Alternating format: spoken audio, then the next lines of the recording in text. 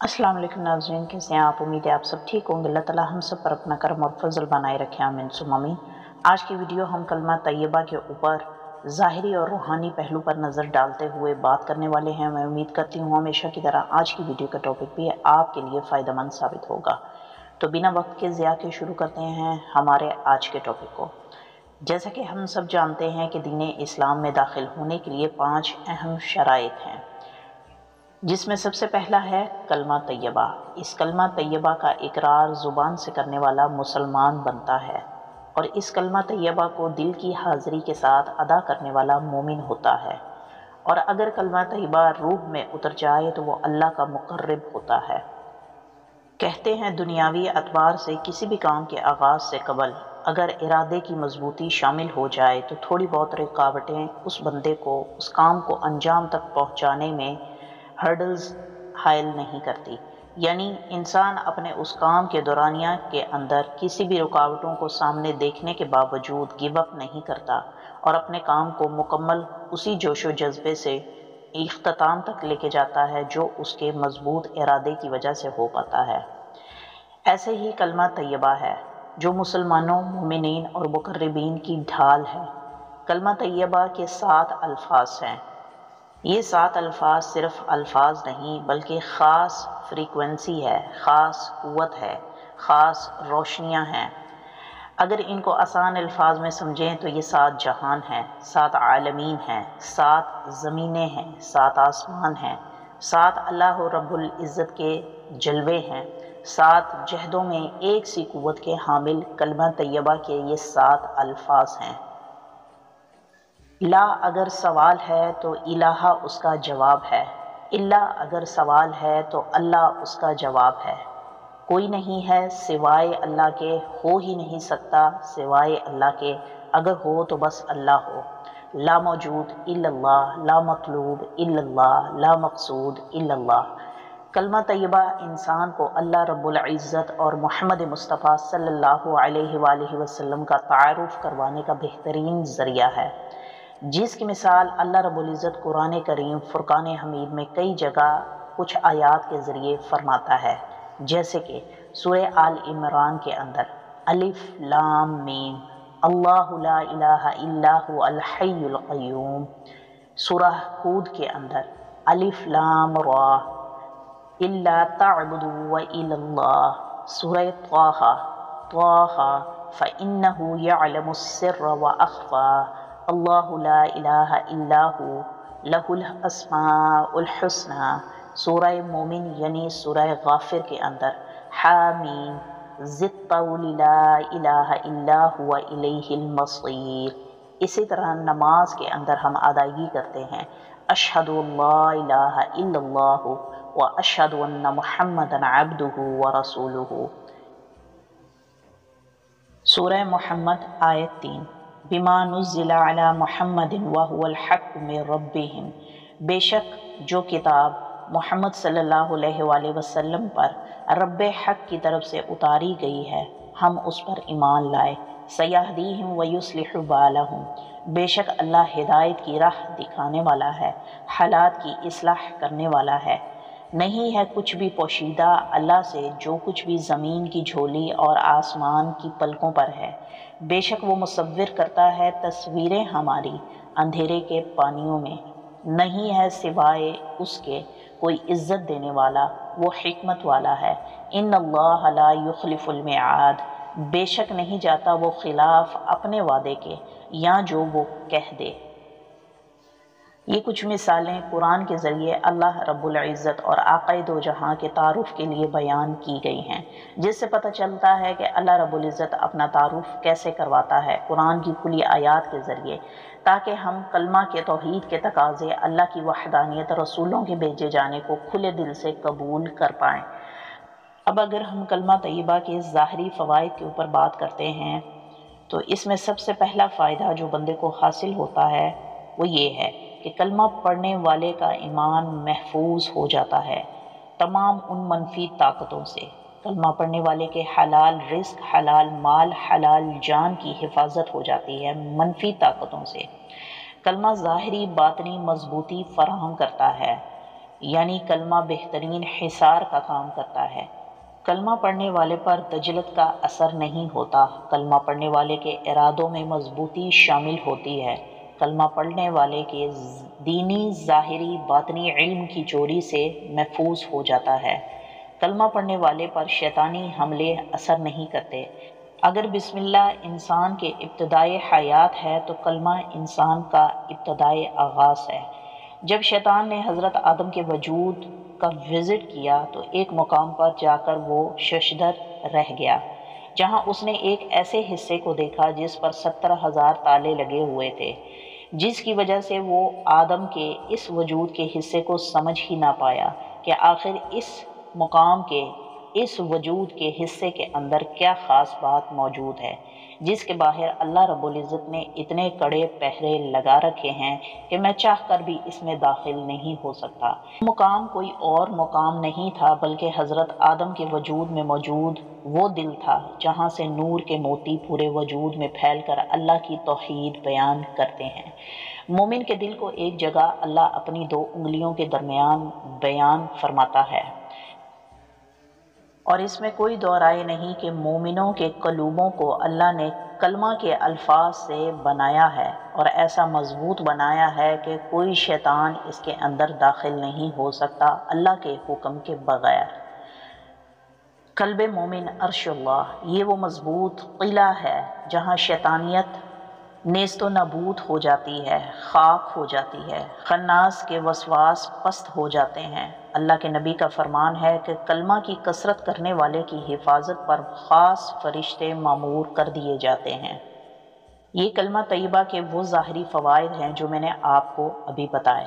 ابھی ہم روحانیت کے پوائنٹ آف ویو سے سمجھنے کی کوشش کرتے ہیں۔ روحانیت میں لا تلوار ہے، الہ دھار ہے، اللہ ضرب ہے، اللہ شق ہے۔ اب اگر تلوار نہ ہو تو باقی ساری چیزیں کوئی معنی نہیں رکھتی۔ اسی طرح روحانیت بیدار ہونے کے بعد اگر بندے کے اندر کلمے کی تاثیر موجود نہیں تو اس کی روحانیت کوئی معنی نہیں رکھتی۔ پھر چاہے انسان جتنی مرضی بلند و بالا مضبوط عمارتیں کھڑی کر لے، اس عمارت کو ڈھیر ہونے میں چند سیکنڈ ہی لگتے ہیں۔ روحانیت میں کلمہ طیبہ وہ خاص برتن ہے جس کے ہونے کی وجہ سے اللہ رب العزت کی ذات و صفات کا نور ٹھہر پاتا ہے۔ یہ کلمہ طیبہ کا وہ روحانی اور خاص فائدہ ہے کہ پڑھنے والے کو کلمہ کی تکرار کرنے والے کی روحانیت کوئی چوری نہیں کر سکتا، اس میں کوئی کمی واقعہ نہیں کر سکتا، اس میں کوئی شیطانیت داخل نہیں کر سکتا۔ یہ کلمہ طیبہ کی وہ برکتیں ہیں جو روحانیت میں بندے کو اللہ کے مقربین میں شامل کرنے کی وجہ بنتا ہے۔ یہ وہ کلمہ طیبہ کی پر اسرار قوت ہے۔ کبھی آپ نے نوٹس کیا ہے کہ اللہ نے کلمہ طیبہ یعنی شہادت کو ہی پہلا ایکٹ کیوں کہا گیا ہے؟ کیونکہ اس کی ادائیگی کے بعد اللہ رب العزت انسان کو اپنے ان بندوں میں شامل کر لیتا ہے جن بندوں کا ذکر قرآن پاک میں اللہ رب العزت کئی مثالوں کے ذریعے بتاتا ہے، اور جن لوگوں پر اللہ نے اپنی نعمتیں تمام کی، وہ لوگ جو اپنے ایمان کی حفاظت کرتے ہیں ایسے جیسے ایک عورت اپنی آبرو کی حفاظت کرتی ہے۔ آج کے پرفتن دور میں انسان جو دیکھتا ہے اس کی طرف لپکنے لگتا ہے۔ کلمہ طیبہ کا پہلا حرف انسان کے اندر اس طرح مضبوطی پیدا کرتا ہے کہ کسی بھی دجالیت کی طرف لپکنے سے پہلے انسان 100 بار اپنے اس عمل کو کرنے کا نتیجہ اخذ کرنے کے بعد اس ایکٹ کو انجام دینے کا سوچتا ہے۔ یعنی کلمہ طیبہ کی برکتوں کی وجہ سے انسان ان پرفتن حملوں سے بچ جاتا ہے جس کی وجہ سے اللہ کی دوری کا سبب پیدا ہو پائے۔ اس لحاظ سے کلمے کا پہلا حرف بندے کو ایمان کے ساتھ اس کی حفاظت کی ضمانت دیتا ہے، پاکیزگی دیتا ہے، طہارت دیتا ہے، اور دوسری طرف کلمہ طیبہ کا دوسرا حرف استقامت، توفیق باللہ اور صبر و شکر سے اپنے اسلوب کی نگرانی فراہم کرنے کا ہنر دیتا ہے۔ اب جب اقرار کر ہی لیا ہے تو پھر اللہ کو مان لیا جائے، اور اللہ کو جب مان لیا جائے تو پھر پورا کا پورا مان لینا چاہیے اور اللہ کے تکوین پر راضی ہونا چاہیے۔ تبھی اس کے بعد جب بندہ شہادت کلمہ دیتا ہے تو وہ اس بات کا گواہ ہوتا ہے خود پر کہ اللہ رب العزت کے محبوب آقا دو جہان نے وہی راہ ہم سب کو دکھلائی جو اللہ کی منشا کے بغیر ممکن نہیں تھی۔ تبھی جب ہم نماز کی ادائیگی کرتے ہیں تو شہادت دی جاتی ہے، اور ایک بار نہیں دی جاتی، کئی بار دی جاتی ہے۔ اشہد اللہ الہ الا اللہ و اشہد ان محمدا عبدہ و رسولہ، میں گواہی دیتا ہوں اللہ ایک ہی ہے، وہی عبادت کے لائق ہے، اور نبی اکرم صلی اللہ علیہ وآلہ وسلم اللہ کے محبوب بندے ہیں۔ اگر بات کریں کلمہ طیبہ کے پہلے ہاف حصے کی یعنی لا الہ الا اللہ، تو اس میں 4 الفاظ مشتمل ہو کر کلمہ طیبہ کا پہلا ہاف مکمل ہوتا ہے، جس کا مطلب ہے کہ دین اسلام میں شہادت دینے کے بعد باقی کے 4 عوامل کو بہترین طریقے سے مضبوطی کے ساتھ عمل پیرا ہوتے ہوئے اپنی زندگی کو گزارنے کے لیے یہ کلمہ طیبہ آپ کو ڈھارس کا کام دیتا ہے۔ یعنی دین اسلام میں چلنے کے لیے نماز، روزہ، زکوٰۃ اور حج کی ادائیگی کے لیے ان کاموں کو اسلوب کے ساتھ انجام تک پہنچانے کے لیے کلمہ طیبہ وہ خاص کڑی ہے جو باقی کے 4 عوامل کو بہترین طریقے سے انجام دینے میں مددگار ہوتا ہے۔ اور اس طرح کلمے کے اندر ٹوٹل 7 الفاظ کا مجموعہ پایا جاتا ہے، اور یہ 7 کی فریکوینسی ہمارے باطن کے اندر بھی رواں دواں ہے، ہمارے باطن کو بھی اسی طرح پروٹیکشن اور حصار کی مضبوطی دیتی ہے جو اس کلمہ طیبہ کی وجہ سے ہمارے باطن کو روشن اور محفوظ رکھتی ہے۔ کیلکولیشن کرنے کی کوشش کرتے ہیں اور اس کے حروف سے اس تمام کلمہ طیبہ کی افادیت کو سمجھنے کی کوشش کرتے ہیں۔ کلمہ طیبہ کے پہلے ہاف کے اندر جو حروف ملا کے پہلا ہاف مکمل ہوتا ہے وہ ٹوٹل 12 حروف ہیں، جس میں لام الف، الف لام ہا، الف لام الف، الف لام لام ہا، یہ 12 حروف سے مل کر پہلا کلمے کا ہاف مکمل ہوتا ہے، اور اس کو اگر کاؤنٹ کیا جائے تو یہ 12 کے حروف بنتے ہیں۔ اسی طرح کلمہ طیبہ کے دوسرے حصے کی طرف آئیں، محمد رسول اللہ کے اگر تمام حروف کو دیکھا جائے تو میم، ح، میم، دال، را، سین، واو، لام، الف لام لام ہا، یہ تمام حروف اگر کاؤنٹ کیے جائیں تو یہ بھی 12 بنتے ہیں۔ تو کلمہ طیبہ کا پہلا ہاف بھی 12 یعنی 3 کی فریکوینسی کا بتاتا ہے، اور کلمہ طیبہ کا دوسرا ہاف بھی 12 یعنی 3 کی فریکوینسی کا بتاتا ہے۔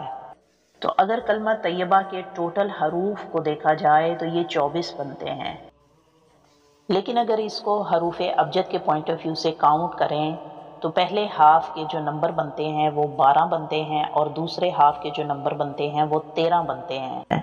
اب اس 25 کو تلاش کرنے کی ضرورت ہے، اور جو لوگ نماز کی ادائیگی کرتے ہیں وہ بآسانی طریقے سے سمجھ جائیں گے۔